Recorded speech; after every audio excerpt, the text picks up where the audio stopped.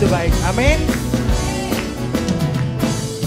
Allah itu baik, sungguh baik bagiku. Ditunjukkannya kasih setianya yang menyediakan yang ku perlukan, menyatakan kebaikan, menyatakan kebaikan, menyatakan kebaikannya padaku. Kasih setianya tak pernah berubah, dulu, sekarang, dan selamanya. Ajaiblah kuasa dalam namanya, Yesusku luar biasa.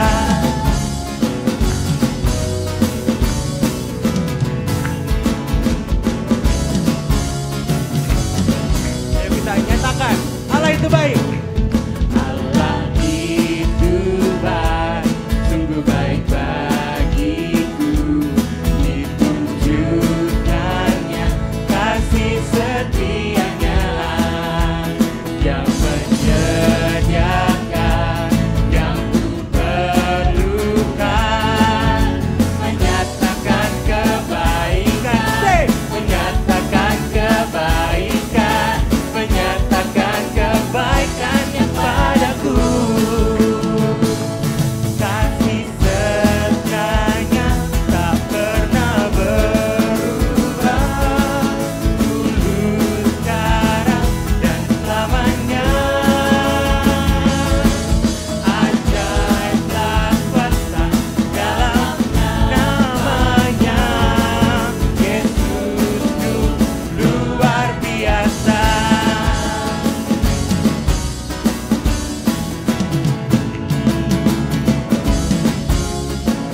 Mari kita katakan Allah itu baik. Amin. Allah itu baik, sungguh baik bagiku.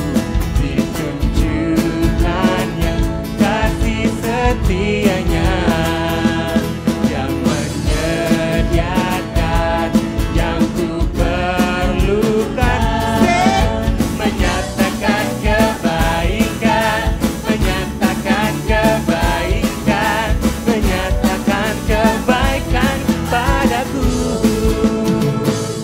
Kasih setianya tak pernah berubah, dulu, sekarang, dan selamanya. Ajaiblah kuasa dalam namanya, Yesusku luar biasa. Yesus luar biasa. Yesusku luar biasa. Katakan sekali lagi. Yesusku luar biasa.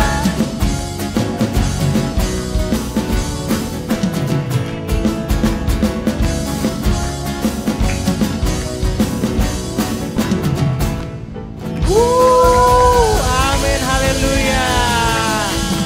Yeay. Mari semangatkan kita untuk memuji Tuhan. Mari kita nyanyikan lagu lagi dengan lebih semangat lagi. Mari kita sembah memuji Dia untuk selalu, oke?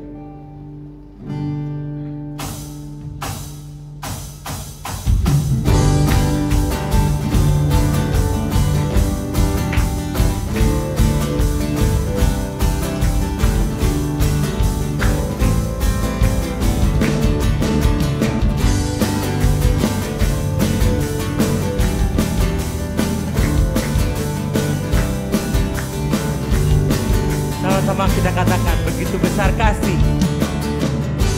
Begitu besar kasih telah tercurah bagi dunia, karyamu, kasihmu yang termulia,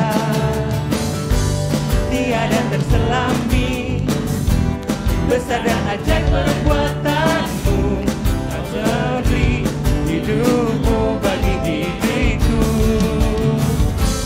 tiada yang sepertimu.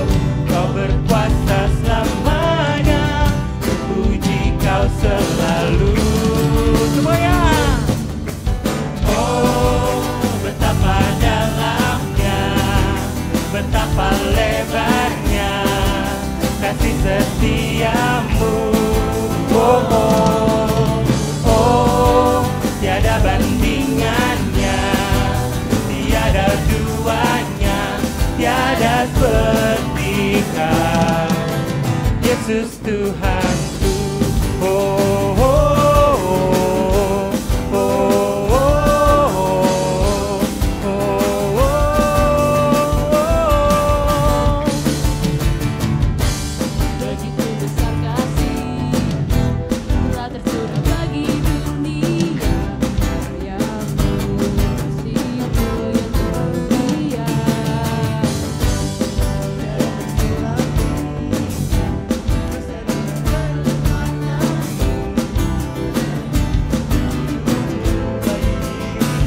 Semuanya. Tiada yang seperti-Mu, Kau berkuasa selamanya. Ku puji Kau selalu. Semuanya. Oh, betapa dalamnya, betapa lebarnya kasih setia-Mu. Oh, oh, oh, tiada bandingannya, tiada duanya, tiada seperti Kau, Yesus Tuhanku. Oh, oh, oh, oh, oh, oh, oh,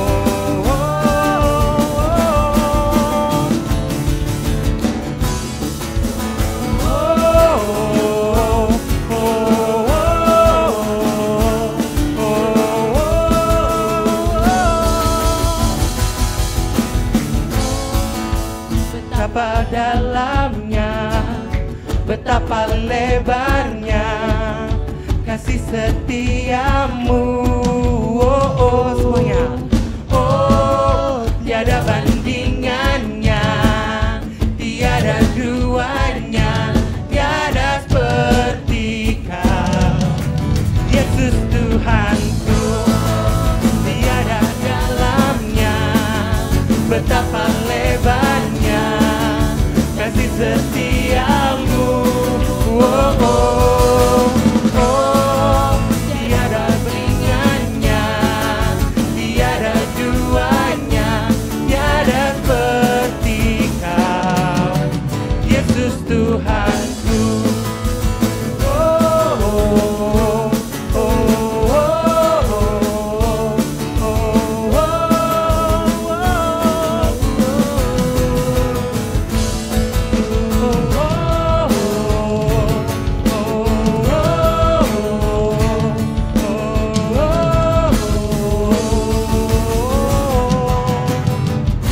Anugerah-Mu selalu baru, anugerah-Mu selalu baru, tiada berkesudahan. anugerah-Mu selalu baru, anugerah-Mu selalu baru, Tiada berkesudahan. oh, oh, betapa dalamnya, betapa lebarnya kasih setia-Mu. Oh, oh, oh, tiada bandingannya, tiada duanya, tiada seperti Kau, Yesus Tuhanku. Oh, oh, oh, oh,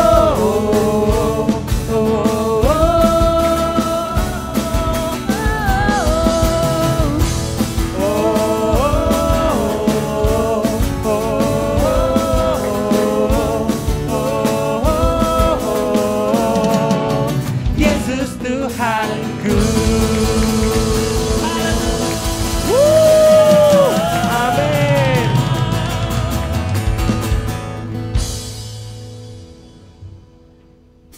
Mari sama-sama kita siapkan hati, kita siapkan pikiran kita.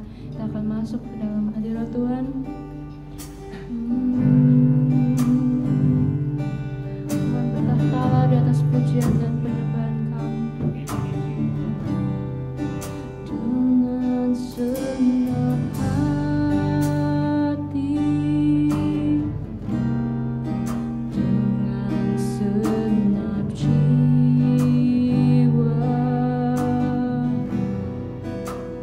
dengan kekuatanku, ku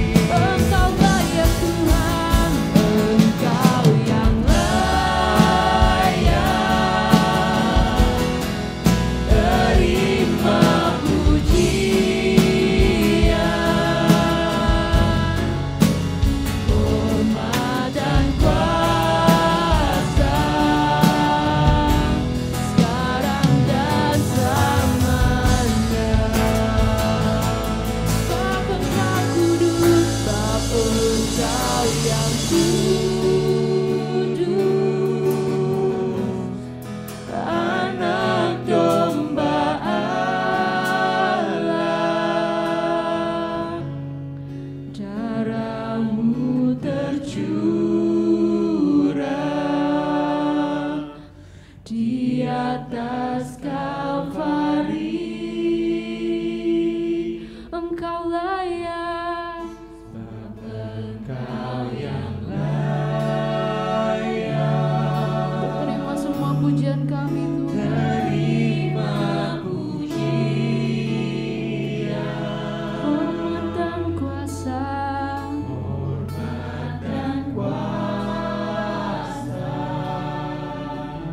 sekarang dan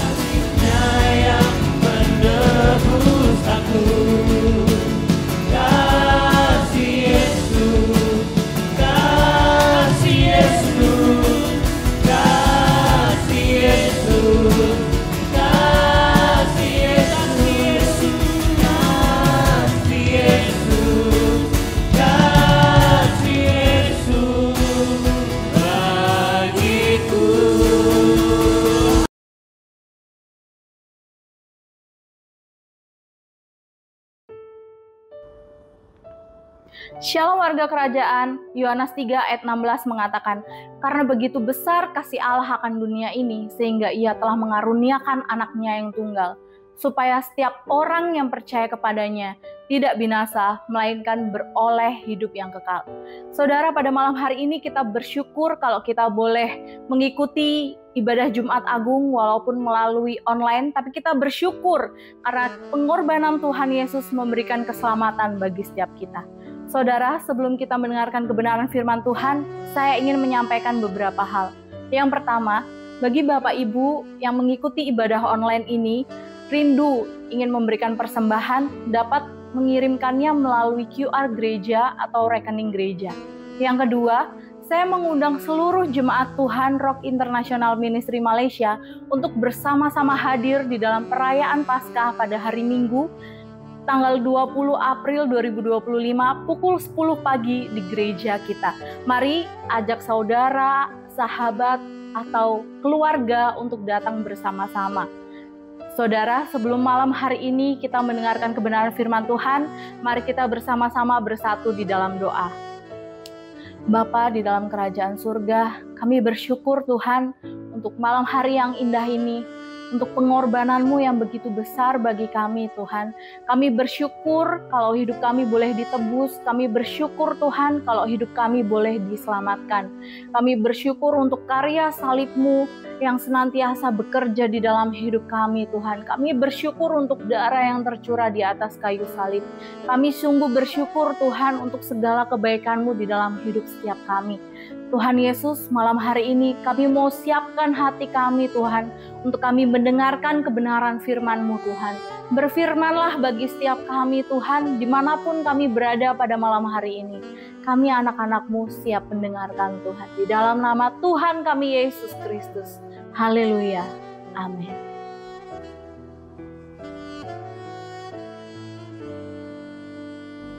Shalom. Bersukacita kita bertemu kembali dalam memperingati Jumat Agung atau Great Friday atau Good Friday. Kita bersukacita karena Kristus telah sampai dalam titik puncak yang seperti ini. Jumat Agung dikenal sebagai bukti kasih atau pengorbanan Tuhan yang terbesar untuk saudara dan saya. Jumat Agung adalah mengingatkan bagaimana cinta Tuhan yang luar biasa sampai merelakan anaknya mati di kayu salib. Jumat Agung juga mengingatkan kita bahwa Yesus Kristus adalah pribadi yang mampu menyelesaikan misinya, mandat yang diberikan kepadanya sampai tuntas, yaitu di puncak pelayanannya, dia mati di kayu salib. Ini adalah puncak pelayanan Kristus yang terbaik. Puji nama Tuhan, dia melakukannya dan menyelesaikannya sampai pada puncaknya. Andai kata dia tidak menyelesaikannya, bagaimana dengan kehidupan saudara dan saya? Tapi kita mengucap syukur bahwa Kristus menyelesaikannya dengan sangat baik sampai pada puncak pelayanannya. Kalau saya mau lebih berkata juga bahwa Jumat Agung adalah mengingatkan kita bahwa ini adalah kegagalan terbesar iblis karena ketidakmengertiannya terhadap rencana Tuhan, sehingga dia menyalibkan Kristus di kayu salib. Saudara, sungguh mengucap syukur bahwa kita memperingati Jumat Agung ini, karena dengan memperingati ini kita boleh teringat betapa cinta Bapa kepada kita dan betapa diri kita mengalami sesuatu yang baik daripada Tuhan. Dalam Filipi pasal 3 ayat 10 dikatakan bahwa yang ku kehendaki ialah mengenal Dia dan kuasa kebangkitannya dan persekutuan dalam penderitaannya, di mana aku menjadi serupa dengan Dia dalam kematiannya. Sudah perhatikan di sini bahwa yang ku kehendaki ialah mengenal Dia. Kenapa kita harus mengenal Dia? Siapakah Dia? Siapakah Yesus? Yesus adalah anak Allah. Yesus adalah, kalau kita bisa berkata bahwa Yesus itu adalah Allah sendiri.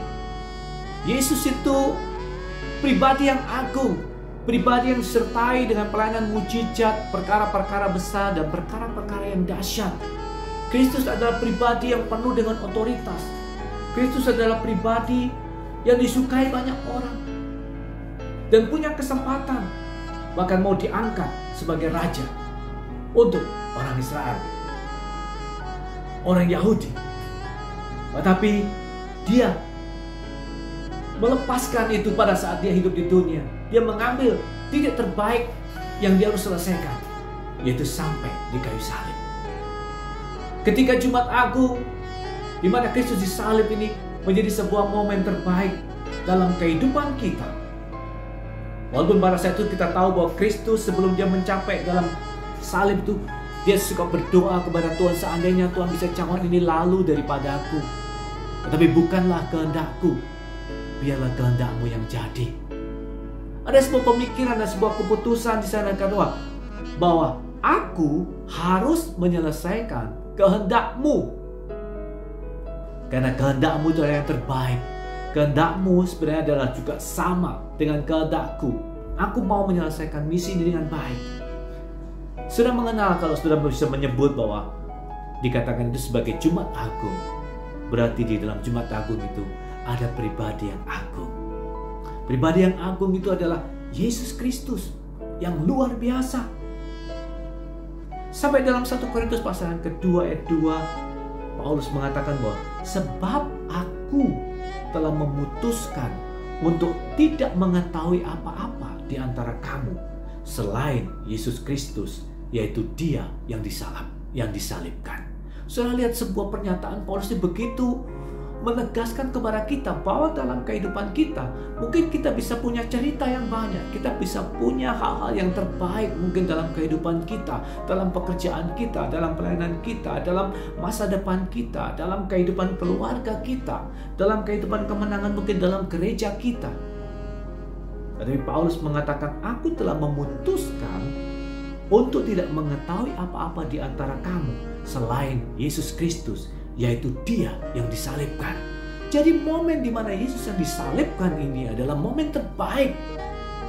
Karena kalau Yesus tidak disalibkan, semua jalan kehidupan kita akan berbeda.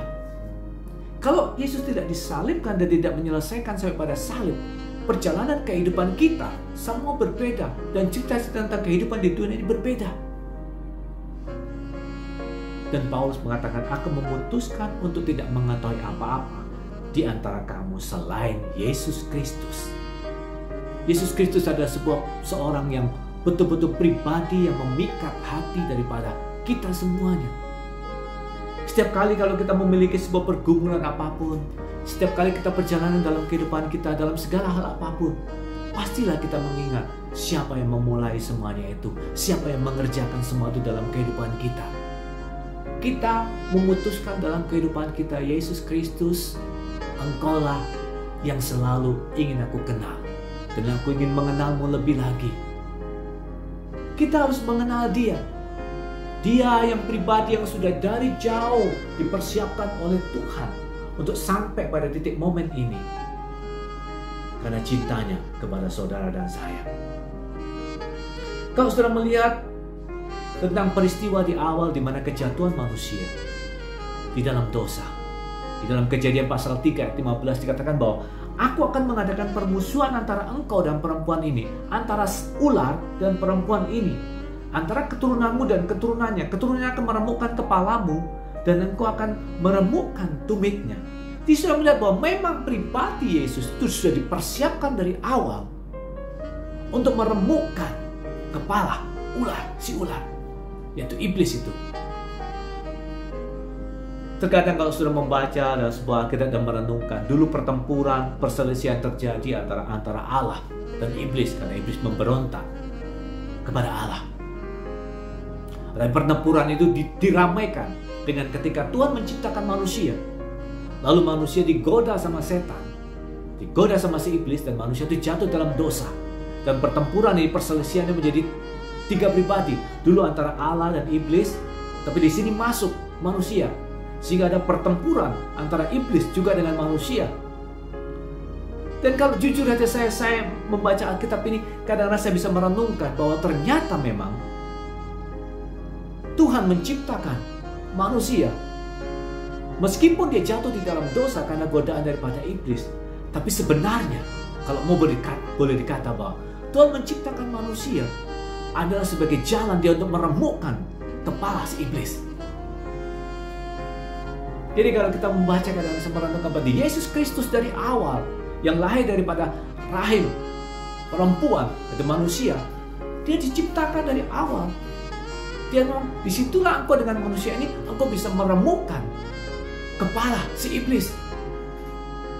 Saya bisa membayangkan si iblis yang dulunya bisa membujuk manusia, tapi kemudian Allah mengatakan bahwa iblis, kamu tahu nggak, orang yang kamu bujuk itu yang jatuh dalam dosa, keturunannya itu nanti akan membalikkan keadaan, dia yang menghancurkan kamu. Pribadi dari Yesus yang bisa sebagai korban yang sempurna, sebagai pribadi yang diutus oleh Tuhan untuk menghancurkan kekuasaan daripada iblis, menghancurkan kuasa iblis. Saya mengucap syukur kepada Yesus, sungguh saya mengucap syukur, karena manusia dikatakan bahwa siapa yang berdosa, dia adalah hamba daripada orang itu, hamba dosa. Siapa yang diperbudak, dia adalah hamba itu.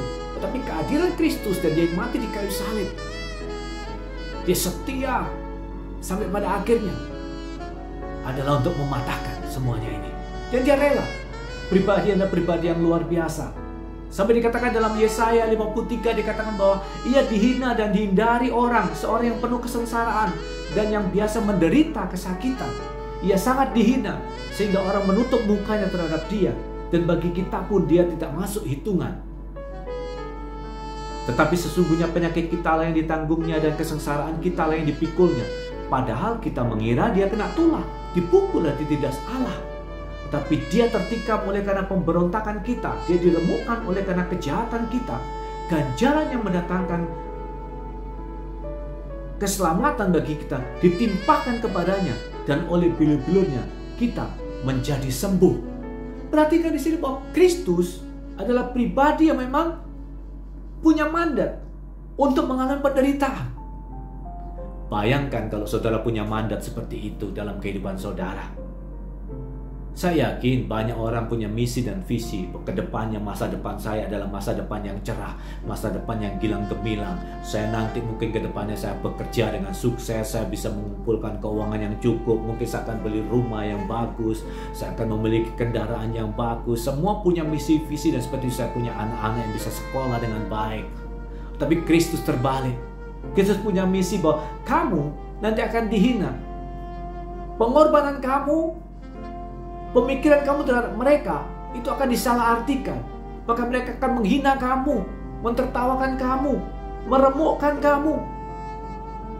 Orang yang ingin kamu tebus dan kamu ingin berbuat baik kepadanya, orang itu tidak menghargai.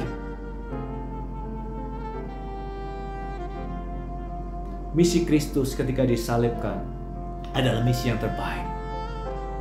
Orang lain punya misi dan dia harus lolos, walaupun dalam kemungkinan mungkin cuma 1% atau 5%. Kamu harus bisa lolos dengan kemungkinan mungkin 5% untuk lolos ini. Tapi Kristus dikatakan kamu kemungkinannya tidak boleh kamu ambil. Untuk lolos ini kamu tidak boleh ambil. Aku mau kamu sampai titik yang maksimal, yaitu kamu mati di kayu salib. Pengorbanan dia di kayu salib adalah pengorbanan terbesar. Dia dianiaya, tapi dia membiarkan diri ditindas dan tidak membuka mulutnya, seperti anak domba yang dibawa ke pembantaian. Seperti domba yang kalau di depan orang-orang yang menggunting bulunya, ia tidak membuka mulutnya. Dia tidak membalas. Dia tidak menunjukkan kekuatannya. Dia memang seperti membiarkan dirinya dan melepaskan kekuatannya, melepaskan kehebatannya. Pada Yesus Kristus ini saudara tahu sendiri, dia bisa membuat mujizat, dia bisa menyembuhkan orang, bahkan dia bisa membangkitkan orang mati. Sampai ada yang berkata, kamu bisa menjelekkan mata orang buta, bisa menyembuhkan, bisa membangkitkan orang mati. Tidak bisakah kamu lepas dari salib ini, sehingga kami bisa percaya kepadamu bahwa betul-betul engkau ini anak-anak Allah, bahwa betul-betul engkau ini adalah anak Allah. Kalau engkau lolos, tapi dia tidak. Dia tidak menunjukkan karena dia tahu goalnya, tujuan akhirnya dia harus mati di kayu salib. Andai kata Kristus termakan omongan daripada orang lalu lepas dari salib, saya nggak tahu apa yang terjadi. Tapi itu nggak mungkin terjadi, karena Tuhan sudah tahu apa yang dikerjakan. Dia nggak mungkin termakan omongan orang-orang lalu dia marah. Aku akan tunjukkan kepada kamu ya, bahwa aku hebat. Aku akan lepas dari salib. Ini perkara mudah buat aku. Tapi Tuhan tidak melakukannya. Yesus tahu dia tidak mengerjakannya. Dia harus mati. Dan orang memandang bahwa itu adalah sebuah kekalahan yang besar. Orang lain memandang bahwa itu adalah sebuah titik penguburan misi Kristus. Dia habis. Tetapi itu kesalahan yang fatal. Dan itu merupakan juga kesalahan fatal iblis. Dia berpikir bahwa momen ini, Jumat Agung ini di mana Kristus disalib, adalah momen terbaiknya dia. Dia telah memenangkan pertandingan ini dan mengalahkan orang yang paling diurapi oleh Tuhan. Dia berpikir dia telah mengalahkan dan menghancurkannya.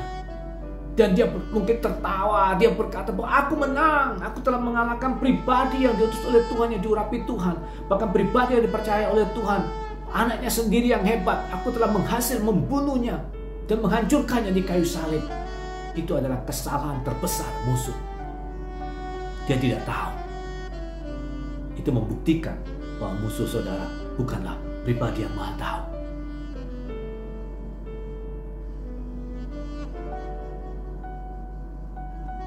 Tetapi Tuhan berkehendak meremukkan dia dengan kesakitan apabila menyerahkan dirinya sebagai korban penebus salah. Ia akan melihat keturunannya, umurnya akan lanjut, dan kehendak Tuhan akan terlaksana olehnya. Inilah di mana Tuhan ingin kehendaknya terjadi. Kehendak Allah terjadi, dan kemudian maksud Allah terjadi. Di mana tujuannya sudah direncanakan oleh Tuhan dari awal sampai pada akhir. Bisa digenapi. Dan umat-umat Tuhan mengalami sebuah kehidupan yang terbaik.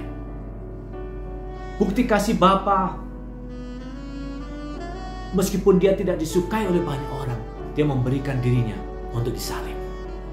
Haleluya. Di dalam Matius pasal 27 ayat 22 dikatakan bahwa kata Pilatus kepada mereka, "Jika begitu, apakah yang harus kuperbuat dengan Yesus yang disebut Kristus?" Mereka semua berseru, "Ya harus disalibkan." Wow, saudaraku ya. Jadi Kristus mau disalibkan. Kristus mau menderita untuk saudara dan saya. Lalu juga di dalam Filipi pasal ketiga ayat 10 tadi dikatakan bahwa yang ku kehendaki adalah kamu juga mengenal kuasa kebangkitannya. Yesus harus mati. Tapi Yesus juga tahu bahwa dia harus bangkit. Nanti saudara akan memperingati kebangkitannya. Kristus memang bangkit. Dan dia harus bangkit.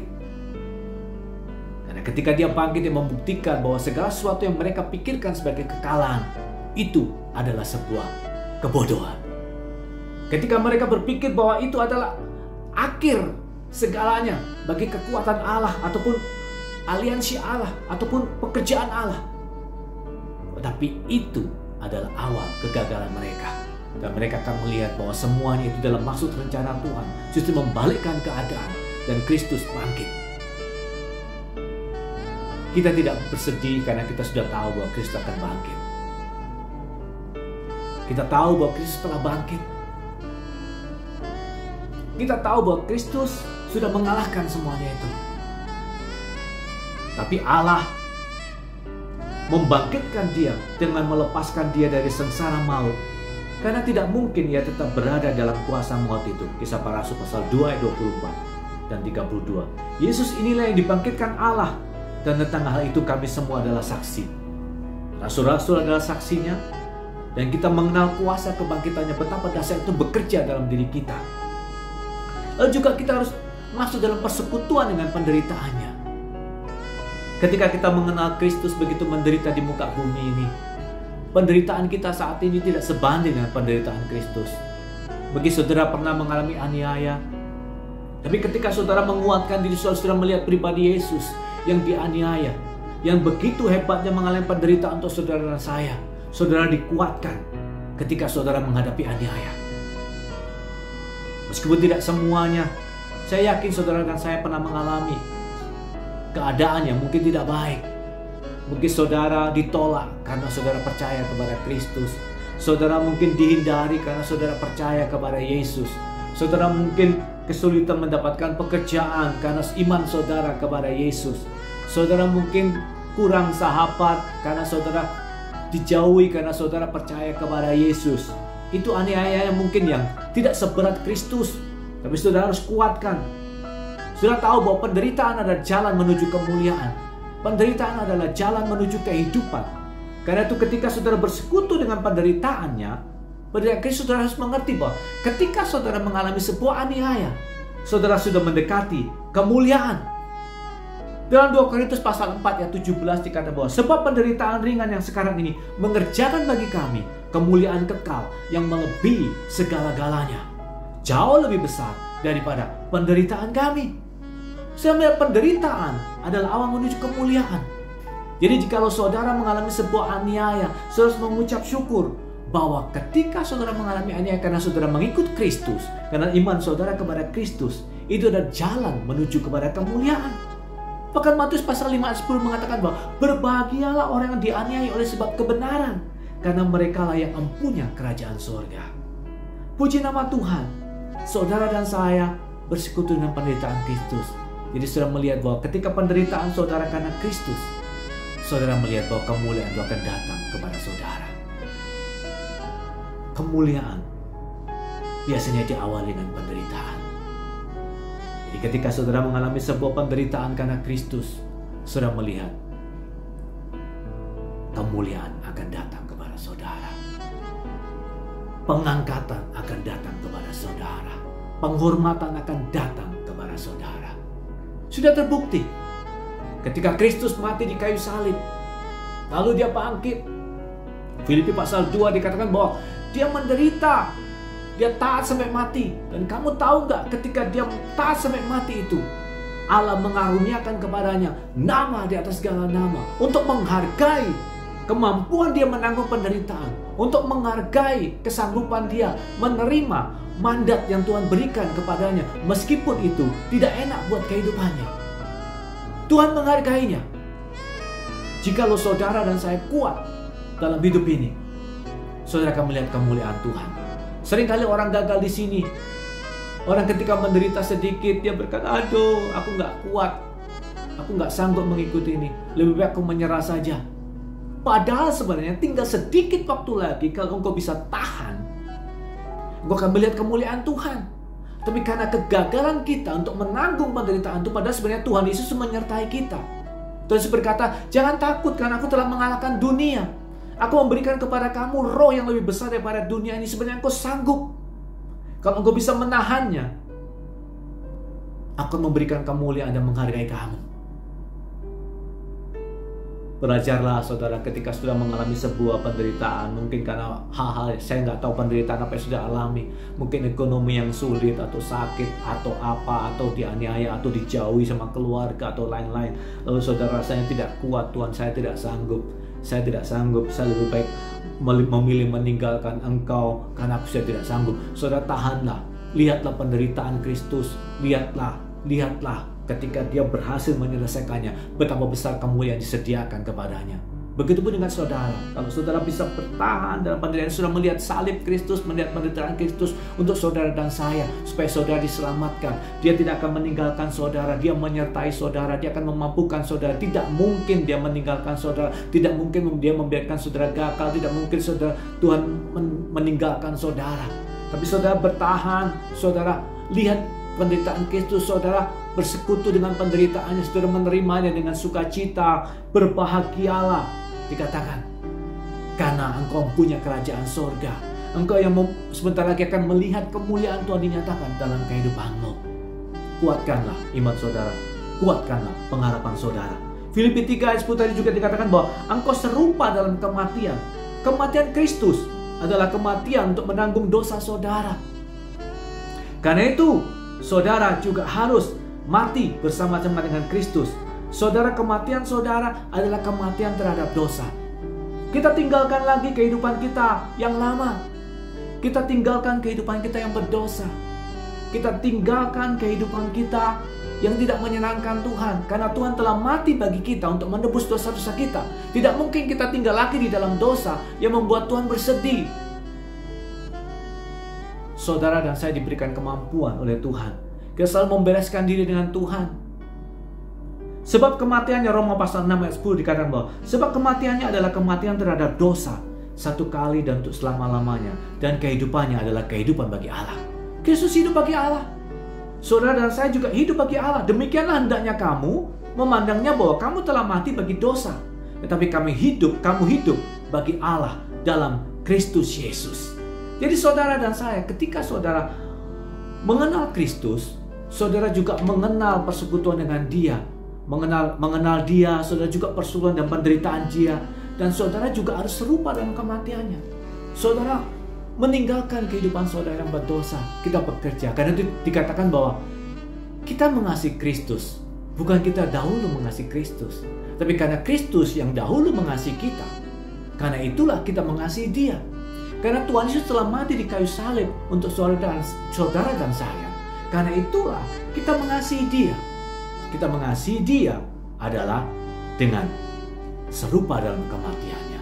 Kematian terhadap dosa. Ada kemungkinan Dia untuk gagal? Tidak ada.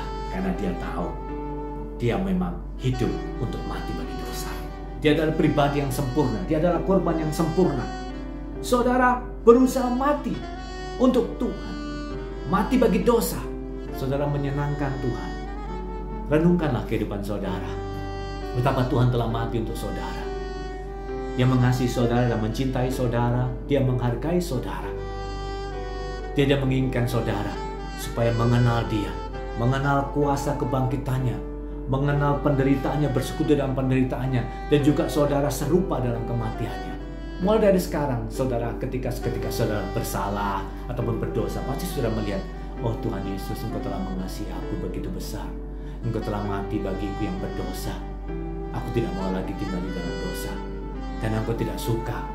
Buktinya adalah Engkau mau mati supaya kami tidak hidup dan dikuasai oleh dosa lagi. Saudara dikasihi oleh Tuhan. Saudara dicintai oleh Tuhan. Saudara mendapatkan perhatian daripada Tuhan. Kematian ini sudah jujur saja. Saya mengerti bahwa kematian Kristus di salib itu membuktikan ketidakmahatauan iblis. Sehingga itu menjadi sebuah kesalahan yang fatal bagi iblis. Kesalahan yang terbesar kalau boleh saya katakan. Sehingga ketika Yesus mati, pertempuran yang dulunya adalah antara Allah dengan iblis.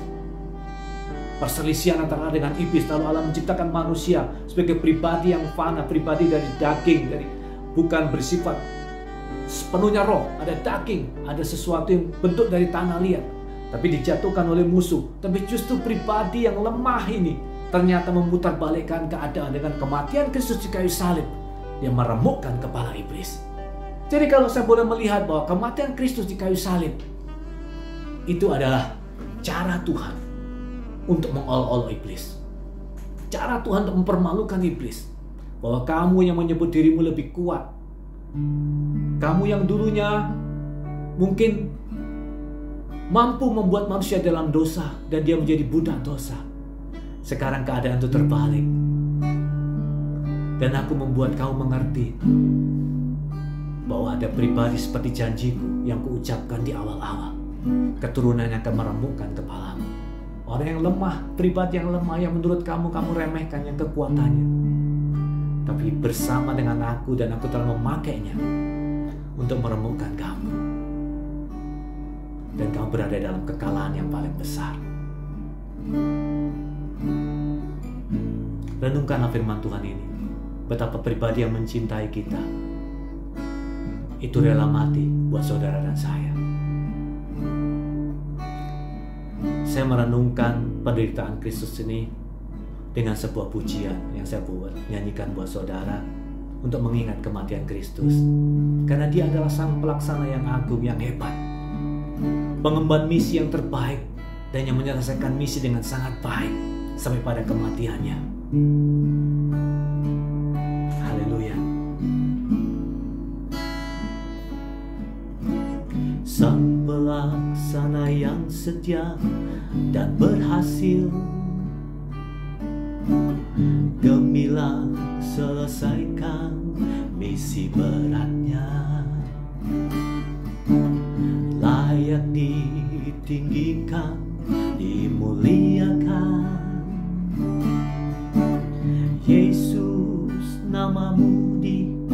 atas segalanya.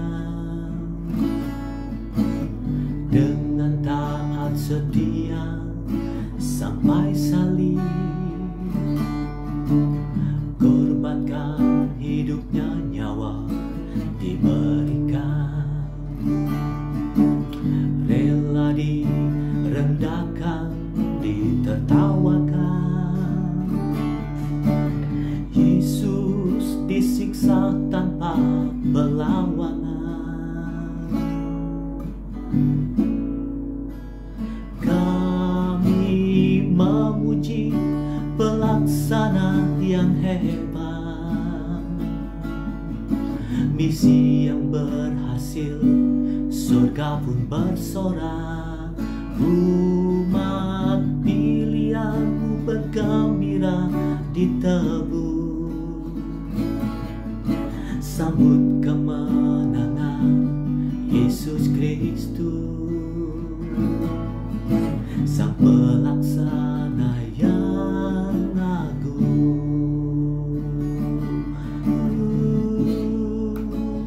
Kami memuji Pelaksana yang hebat,